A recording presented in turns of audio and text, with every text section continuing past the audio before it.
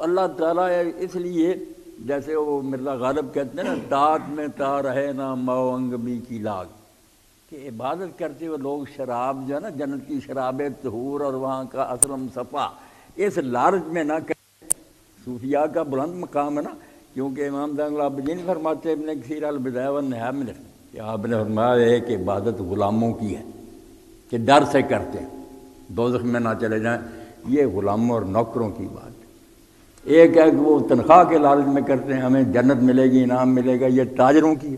سوداگر لوگ ہیں، سودا بازی اللہ سے کر رہے ہیں۔ ایک عبادت احرار کی ہے، جو آزاد اور شریف لوگ ہیں نا، ان کی عبادت ان چیزوں سے بالکل بلند و بالا ہے، وہ صرف اس لیے کرتے ہیں کہ وہ ہمارا مالک ہے،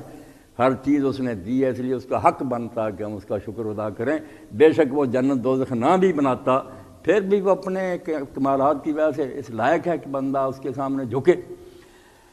تو طاعت میں تا رہے نا مئو انگبی کی لاگ، شراب طہور یہ نا عبادت میں مل جائیں، دوزخ میں ڈال دے کوئی لے کر بہشت کو۔ اور صوفی کہتا ہے چاہیے کہ جو جنت ہے نا اس کو جلا دیا جائے، تاکہ جو اس لالچ میں عبادت کرتے ہیں توبہ کریں، یہ کیا کر رہے ہیں، اللہ کو راضی کرنے کے لیے کریں، بے شک وہ پھر جنت تو دے گا۔ تو اسی لیے اللہ